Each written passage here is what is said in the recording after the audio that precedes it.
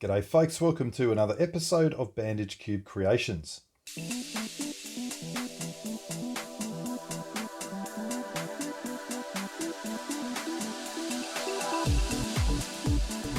Well, in today's video we're going to be looking at this puzzle, the Stairs Top Bandaged Cube. This was presented by Quador and it only has two bandaged parts on it. It's got this big clock here.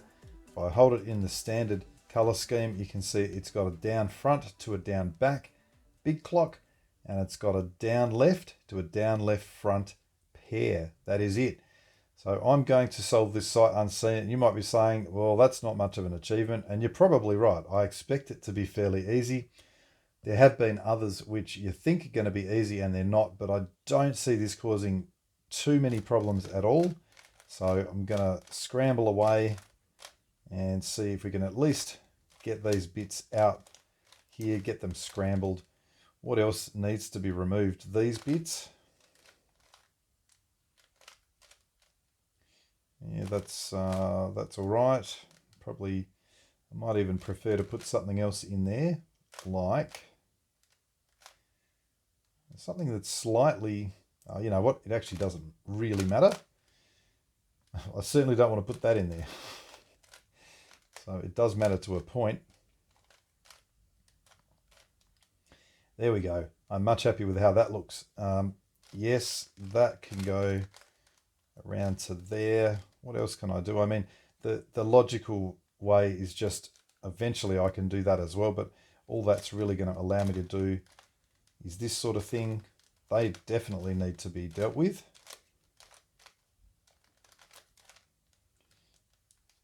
Hope it's not one of those cubes where you just can't quite get what you want scrambled. Now I'm positive you're going to be able to flip edges here and twist corners. So in fact, there you go. Absolutely you can. Let's have a look. Is that enough? Probably is. I can move that around a little bit. Move that one there. That can be turned. That one can be turned. I'd like to separate those. That's probably about enough to go on. Okay, so if I was looking at this, I mean, thinking about how to go about it, I would immediately go, well, because these two are sitting next to each other, as opposed to if the position was something like that, I look at that and straight away go, that's so close to a big block, because this can be extended here just beautifully. Now to do that, you can either go and make a plate across here and then do that bit there, or you could probably do something like maybe a little fuse block and extend that. So if we put it in its correct position there, the first thing I want to do probably is get that orange blue edge in. The orange blue edge is there, so I would just turn that around,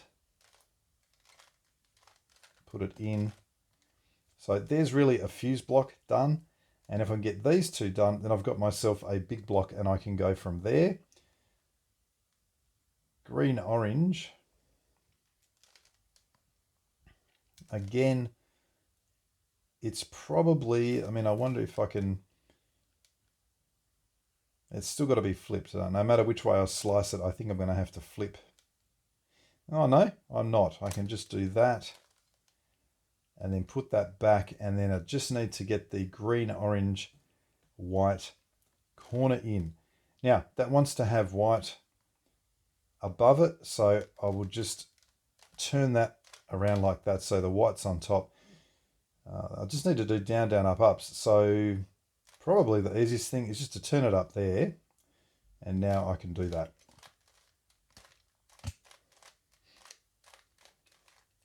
I can return it down into place and I have my big block. Now with that in place, it really should just be a matter of continuing to solve. I got a free turn here, I got a free turn here. I don't have a free turn on the top face or the green or the blue face, but I suspect this will be enough. So this is what we would normally do on a big block. The only question is going to be, because I can flip edges and things like that, how does that affect things? So let's have a look. I would probably first solve, say, these side ones, so the red, white. Now that can come up to there. And I need to sort of move it around. Now, I can't do that ordinarily, but I can just temporarily turn that off so that I can get that into its correct position. Although I note I can only really do that. I can't do any other turns. Now that that's done, if I put that back, oh, that's interesting. What does that do? Actually knocks out one of those edges. So that is not necessarily ideal. Let's think what else we can do. I do need to turn this around on the upper face. So the other thing would be to turn it that way. Now, can I do that? That gets rid of that block.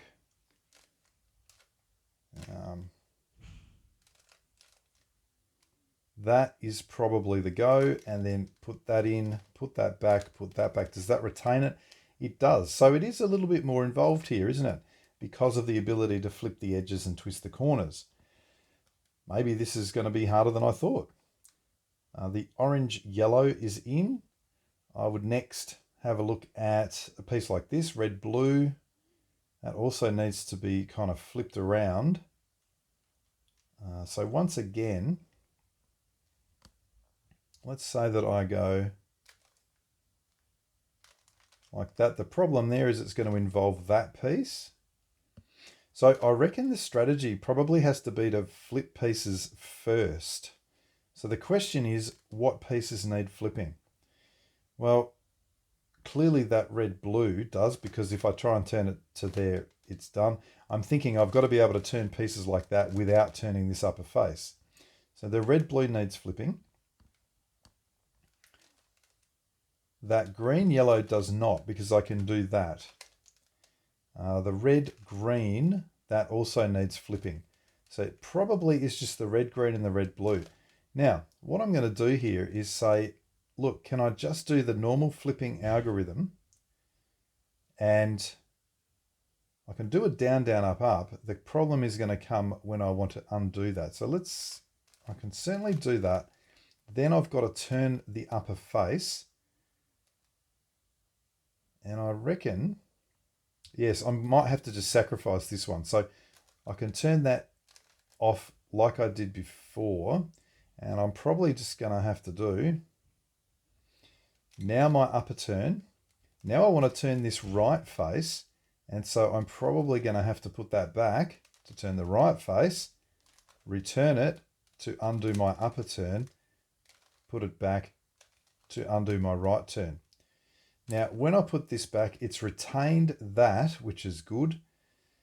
I think I just need to now put that white-red back into position. Has it actually flipped the red-blue and the red-green? The red-green, yes, it definitely has. The red-blue, where is that even going? I can't even see my bearings. Going down the bottom, it does not look like it's been flipped to me. So I wonder why that happened, because the other one certainly did. Maybe I've flipped another one accidentally. I reckon I've flipped the yellow-orange accidentally. So let's just see. If I put that back there, the yellow-orange and the blue-red, I can cycle that blue-red around to there. The yellow-orange I can put there. Maybe there's an issue with doing all those moves between. That is certainly a possibility. The next thing to look at is, could I do it a different way? That and that will turn. What's got to make this turn? Let's try. I'll try it again because I feel confident that this should work. So down, down, up, up, and then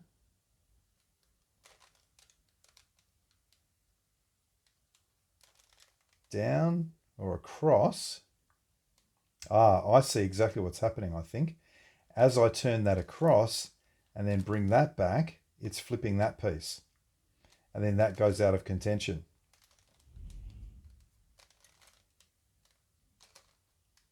That is what is happening. Very interesting. Quite a bit more challenging than I thought. So let's now take a step back and go, how do we account for flipping these edges in a way that does not destroy other edges? I've got other options here for turning faces.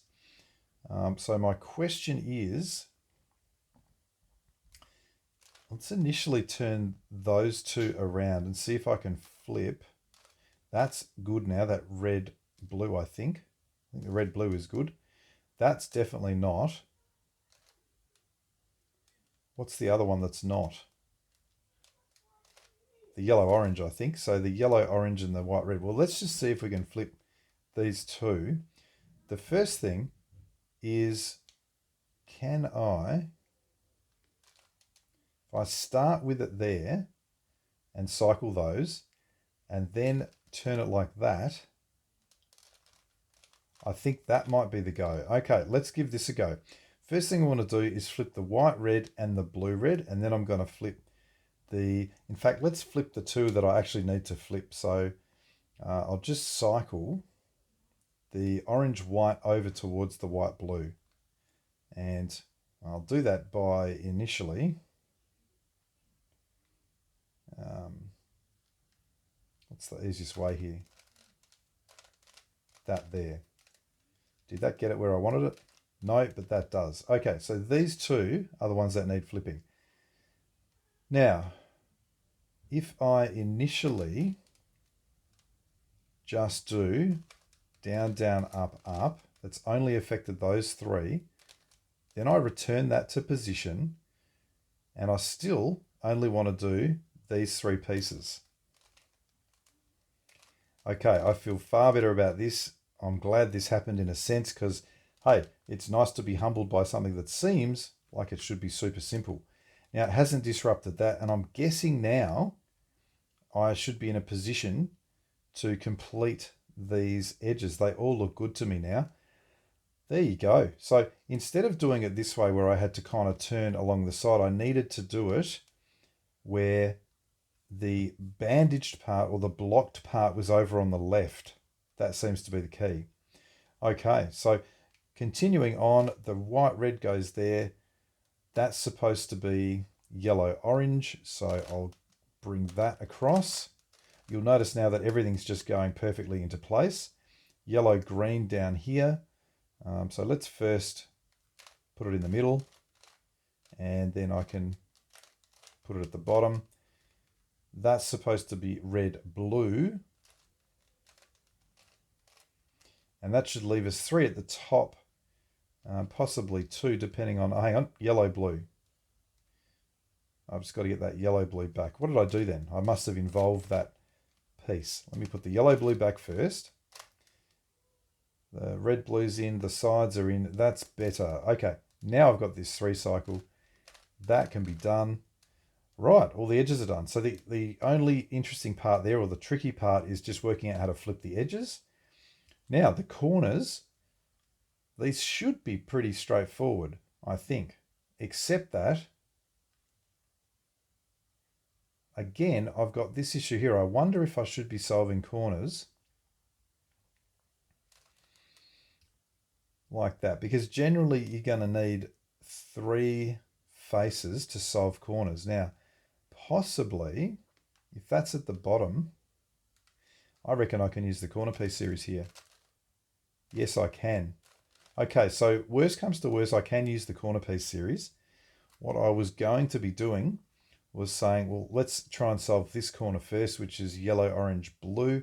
That's in the middle, so I'll put both of them there and do 3 down, down, up, ups. This is a simpler method than using the corner piece series if I need to. This one's supposed to be red, blue, white, which is over there. What I would do then would probably be, I'll turn that. That's going to involve that one, which I don't want.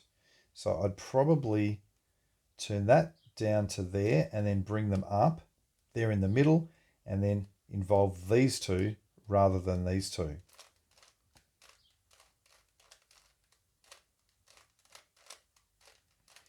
Now, what did I have to do? I think it was that one and then that one. Was it? Or the other way? The other way. Okay, so those 2 corners are in. That leaves me possibly 4 corners, but in this case 3. Now, this is where I thought there might be an issue, because I've got to cycle the yellow, green, orange to here, the white, green, red to here, the red, blue, yellow to here. Now, what you would normally do would be to use the left and the right faces to bring the piece up, and then the upper face to turn another one in. You might say, why don't I just do that? Well, the reason for that is now I can't turn the right face. So let's have a quick look again and see if there's a simpler way to do this, which allows me to turn even doing that. Don't want to involve that one. That's the one that I do want to involve. Now that would get me the up, up, down, down. Then I would be wanting to turn that upper face. I actually think it's going to be kind of problematic. So initially it's fine. If you just have a double swap, 2 + 2 swap, it's probably okay. If you get to this point and you've got 3 corners to cycle, that's where it becomes a little trickier. So for me, I would now go and use the corner piece series. And the reason I can do that is because I've got this face turnable, this face turnable, and this face turnable, 3 in a row. And I'm not going to have any bandage parts blocking if I hold it in this configuration, because that's going to come up to there, but it's not going to go to the top. So for example, if I did it this way, when I bring this up, then I can't turn the upper face. Okay, so what are the 3 corners I want to do? Because I'd like to get them onto the top face. That one, and that one. So probably I would go an upturn. So this is the one I don't want to touch. This one I do want to do. This one and this one. So now I've got these 3. So I just need to do as many cycles of this as it takes to get the red, green, white to there, which in this case is just going to be 1 cycle. Okay, I said it was complicated before, but it's not really a complicated thing at all. It's probably in that case much easier, and you can see the corners are now solved.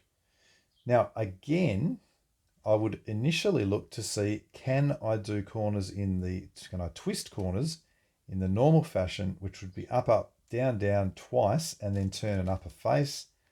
But I feel like I'm going to have issues here. That's not going to work. That's not going to work. This may work. No, nothing there is going to work holding it this way. Yes, yes, but then no upper face turn. And as soon as I turn this bar any direction, it blocks that. So because of that, I've got 2 options. I either use the corner piece series and set my pieces up, or I just go, I'm going to find a way to use Sune and the left-hand Sune. I reckon that is probably the easier option here. So these are all got to go anti-clockwise. So let's just do these 2 on the top first. So another standard sequence here.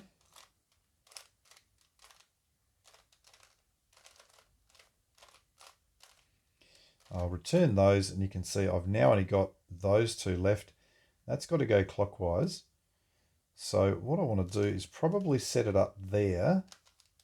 Put this one up. So I remember a left turn and an up prime. And I think I'm good to go now.